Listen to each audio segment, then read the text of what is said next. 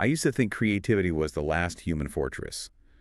You know, the one thing we had that was entirely untouchably ours. Right, the final frontier. Exactly.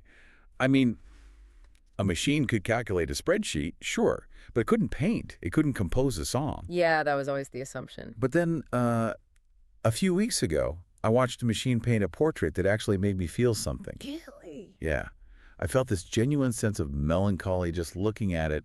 And honestly, that moment completely unsettled me. It, like, broke my brain a little bit. I can imagine. It's a huge paradigm shift. Because if a system trained purely on data can move a person emotionally, then the question isn't whether artificial intelligence can be creative anymore. No, that debate is basically over. Right. The question is what we do now that it undeniably is creative. And that is exactly our mission for this deep dive today. We are unpacking this fascinating text, The Digital Muse, Human AI Collaboration in Modern Art. It's such a crucial source right now. It really is. We're going to explore how these systems are fundamentally transforming creativity across art, music, and writing. And for you listening, whether you're a designer, a writer, or just someone who stares at a blank email trying to figure out what to say. Which is all of us, honestly. Yeah, literally all of us. The goal today is to understand that this technology isn't some looming threat coming for your job. But it's also not a magic savior that just does the work for you. It's really a completely new kind of collaborator.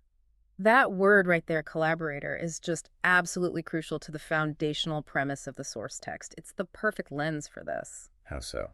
Well, when we talk about AI creativity, we're talking about machine learning systems that analyze just massive data sets to produce original content. Wait, I want to pause on that word, original. Yes. And I want to put a huge underline beneath the word original there, because a lot of people mistakenly think an AI is just collaging bits of existing images together like a digital scrapbook. Right, like it's just cutting out an eye from one painting and a tree from another. Exactly, but that is not what is happening. These outputs are mathematically brand new.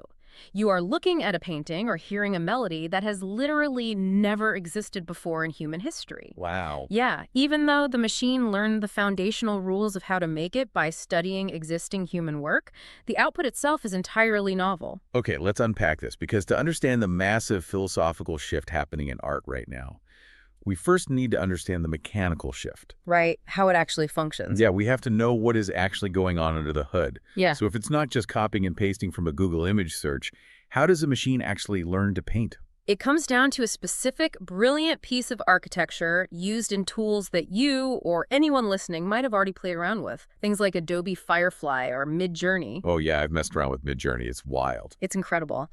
And the underlying technology relies on what are called Generative Adversarial Networks, or GANs for short. GANs. Yeah.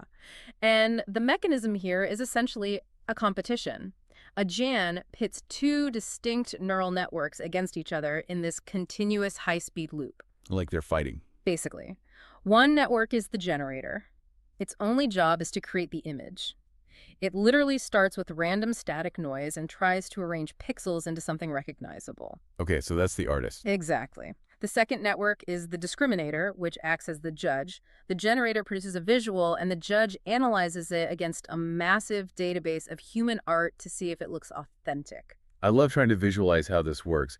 It's like locking a master art forger and a world-class art detective in a windowless room together. That is a great way to put it. Right. So the forger keeps sliding canvases under the door. Yeah. And at first, it's just a bunch of messy paint splatters. Just total noise. Yeah, and the detective keeps throwing them back, saying, nope, the brushstrokes on that tree are mathematically wrong. This is an obvious fake. So the forger tries again, tweaking the angles and the lighting.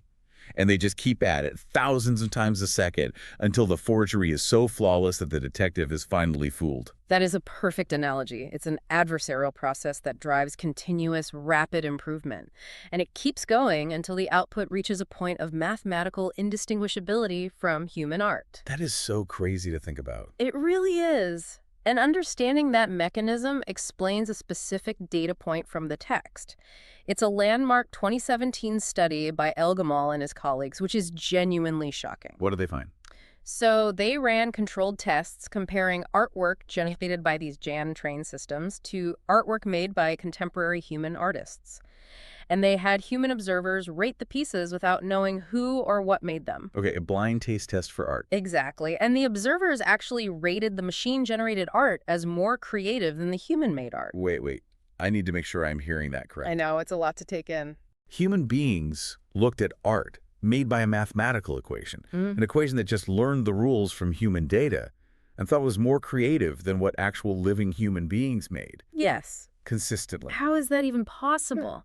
Doesn't creativity imply, breaking the rules, not just following them perfectly? Well, what's fascinating here is exactly that point. Because the machine doesn't have human social anxieties. Oh, interesting. Right. It doesn't worry about whether an art critic will think its combination of cubism and watercolor is tacky. It just explores the mathematical space between those two styles and finds novel visual combinations. Combinations that a human artist might be too biased or cautious to try. Exactly. It follows the structural rules of aesthetics, but it completely ignores the cultural boundaries.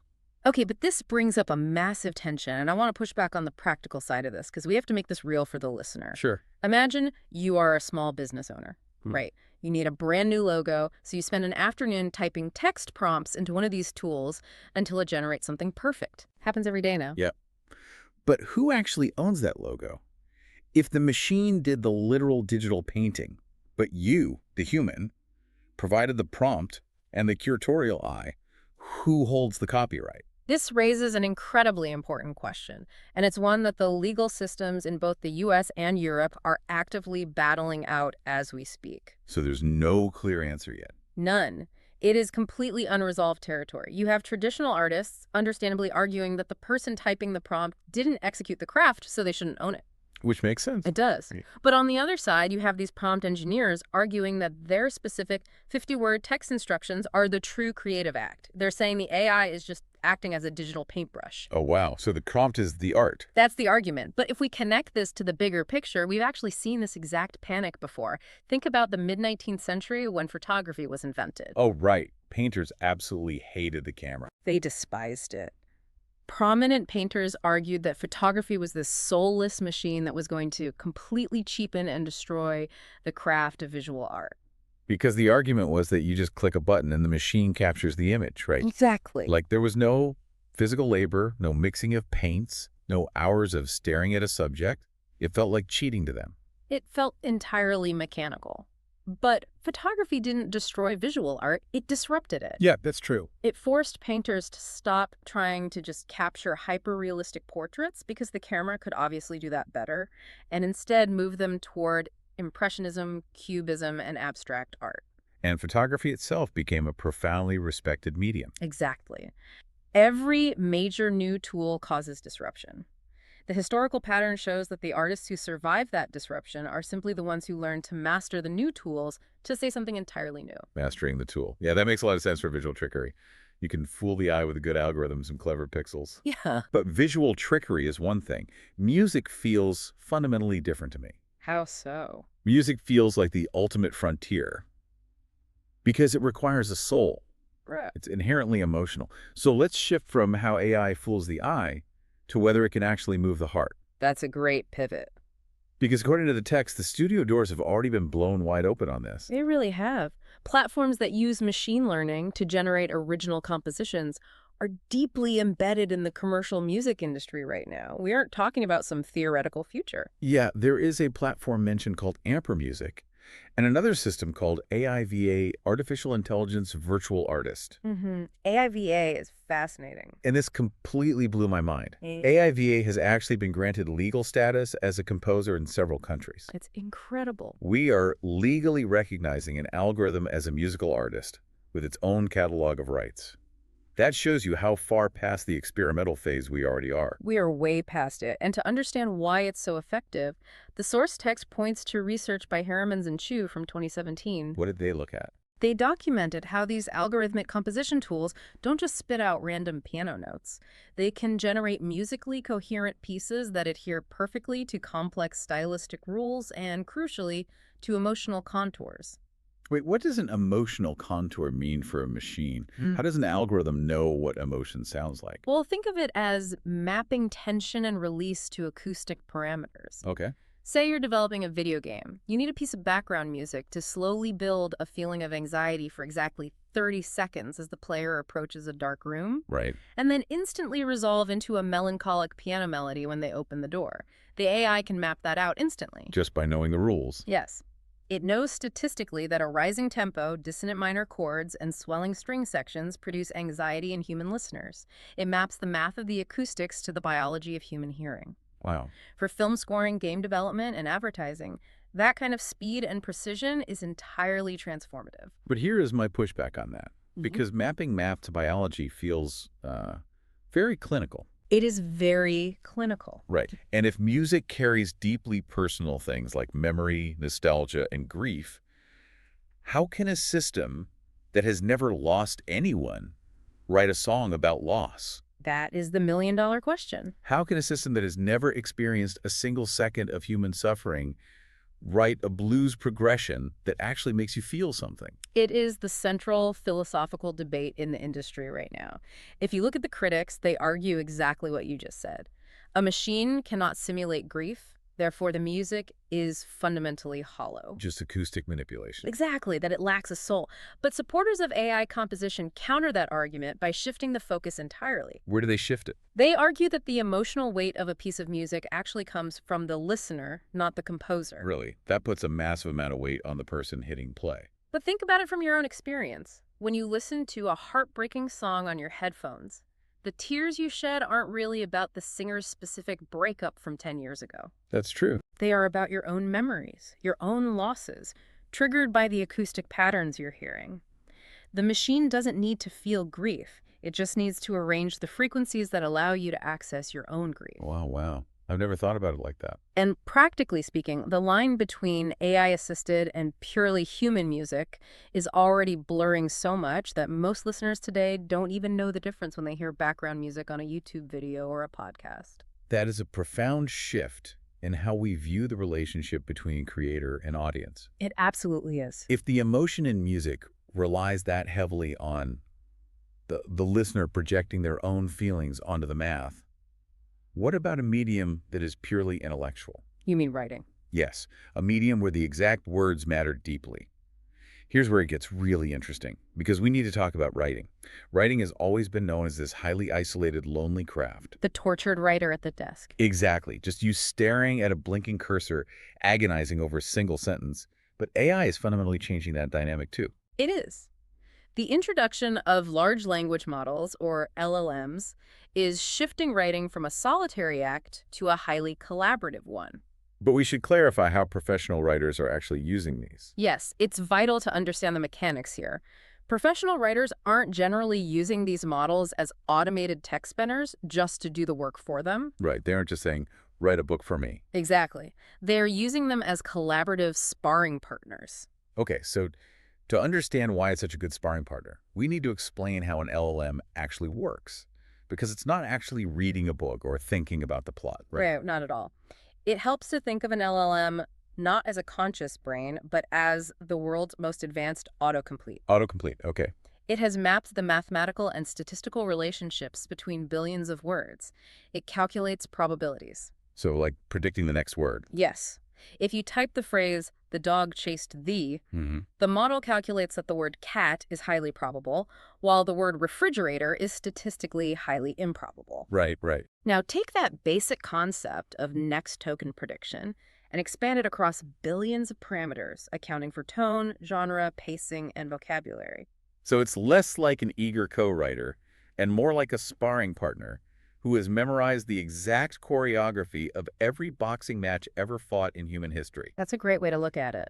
It doesn't actually know why a left hook hurts, but it knows mathematically that a left hook comes next in this specific sequence of moves. That is exactly it. And the capability of these systems is backed by extensive research. The text cites a 2020 study by Dhariwal and colleagues. And what did they find?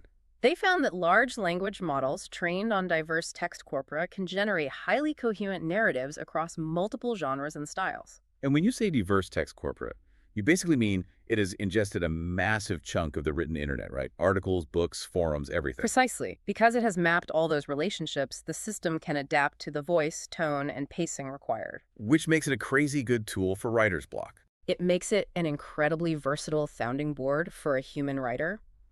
You can throw a half-baked character motivation at it, and it can instantly generate 5 reasons why that motivation mathematically conflicts with the pacing of the previous chapter. Oh, man. And then it can offer 3 structural ways to fix it. But wait, I have to challenge this from a quality perspective. Sure, go. Having a sparring partner who knows every combination of words sounds great. But if an AI can generate 1,000 cohesive blog posts or emails in an hour, don't we run the risk of just flooding the internet with low-quality, mediocre fluff? It's a huge risk. And what about bias? If it's trained on the internet, isn't it just replicating all the biases and garbage that's already out there? If it's just predicting the most average, highly probable next word, isn't it basically a machine designed to produce mediocrity? That is a highly legitimate concern, and it centers entirely around the concept of quality control. The fundamental truth of these tools is that quality control remains entirely human. A skilled writer who understands structure and voice, who uses the AI thoughtfully to test ideas and generate variations, will produce better work, and they will do it faster. Because they know what good looks like. Exactly. But a careless user, someone just looking to exploit the system to generate 100 generic articles a day without reviewing them, they will just produce volume without value. They just flood the zone with noise. Exactly. The tool itself does not determine the outcome. The human's editorial eye and their demand for quality determine the outcome. It always comes back to the human steering the ship. The AI might provide the wind, but you have to hold the wheel. That's a beautiful way to put it. Which brings us to the ultimate synthesis of all of this. Across visual art, across music, and across writing, the recurring theme from the text isn't that human beings are being replaced. No, not at all. It's synthesis. It's the human-AI collaboration model. This is the co-creator paradigm. And we are seeing real-world pioneers actively defining what this looks like right now. It's not just theory. Like who? Well, take the musician Holly Herndon, for example. She's highlighted in the text. She didn't just use a generic off-the-shelf AI to make a standard pop beat. What did she do? She actually trained a custom neural network specifically on hours and hours of her own voice. Wow. So she fed the machine her own literal vocal cords. Exactly. She created a completely new digital vocal instrument that she calls Spawn. Spawn. That's so cool. Yeah. She can now perform with an artificial choir of her own voice, pushing her musical capabilities far beyond what her physical lungs and vocal cords could ever achieve in real time. She turned the AI into a bespoke instrument. Exactly. Wow. It's deeply personal, but mathematically augmented. That is incredible. What about visual art? Are there pioneers doing that there? Absolutely. In the visual space, the text brings up the artist Refik Anadol. Refik Anadol, okay. He doesn't just use text prompts. He uses machine learning algorithms to sift through massive data sets.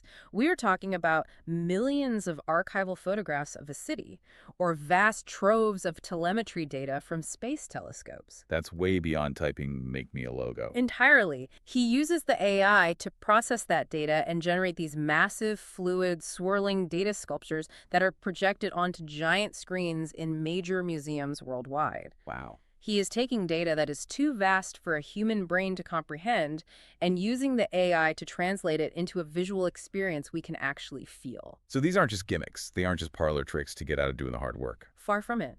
These are artists who are mastering a new medium. What's fascinating here is that the division of labor is becoming incredibly clear. What's the division? The AI provides the speed, the massive pattern recognition, and the tireless iteration. But the human provides the direction, the lived experience, and the curation. The human decides what matters. Exactly. The AI can generate 1,000 possibilities in a minute, but only the human knows which one actually matters. And the economic implications of this are staggering. The text mentions a 2023 analysis by McKinsey. Yes, the McKinsey report. It estimated that generative AI could add trillions of dollars in value to the global economy. Trillions. Yeah. And creative and knowledge work are among the most directly affected sectors. It's a massive, massive shift. So what does this all mean for you? Mm-hmm. If you're listening to this and you do any kind of creative or knowledge work, whether you are designing a pitch deck, drafting marketing copy, or composing a soundtrack, Right. the question you have to ask yourself isn't, how do I beat the machine? The machine is faster than you. It has read more than you. You can't outcompute it? No. The question is, when using these tools, what are you actually trying to say? What does the AI miss? What specific, messy, lived human experience can you add that the machine simply cannot calculate. Because the machine doesn't have an intention until you give it one. It is an engine idling in the driveway. I love that. The future of creativity belongs to people who know how to think alongside the system, using it to amplify their own human intent. Which brings us to our wrap-up. The biggest takeaway from exploring this frontier is that AI does not diminish creativity, it multiplies it. It really does. It takes the limits off what one single person can imagine and execute in a given day. But it also forces us to completely reevaluate what we value in art and communication. Because if we are entering an era of perfect AI co-creators, where a machine can instantly generate a flawlessly structured novel or a mathematically perfect symphony, what happens in 20 years? What happens when AI models are no longer primarily training on human art, but are caught in a massive feedback loop, training on other AI-generated art? Oh, wow. Will perfect, frictionless, machine-made content become so common and cheap that it loses its value entirely? That's a scary thought. It raises this incredible possibility.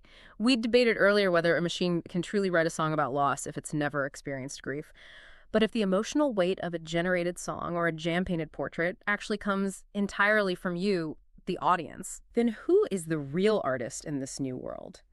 The machine that generated the pattern, the person who typed the prompt, or you, the listener, who breathed meaning into it? Oh, that is a wild thought. The idea that our own flaws and our own meaning-making might become our ultimate luxury good. Exactly. That is definitely going to keep me up tonight. And hopefully, it gives you listening something to chew on as well as you look at your own work this week. It's a lot to process. It is. If you've been hesitant or intimidated by these systems, go grab a tool like Adobe Firefly or a language model today and just start experimenting. Don't let it work for you. Work with it. Be the director. Yes, be the director, be the curator, inject your own messiness into the machine. Thank you so much for joining us on this deep dive. Keep questioning, keep creating, and we'll catch you next time.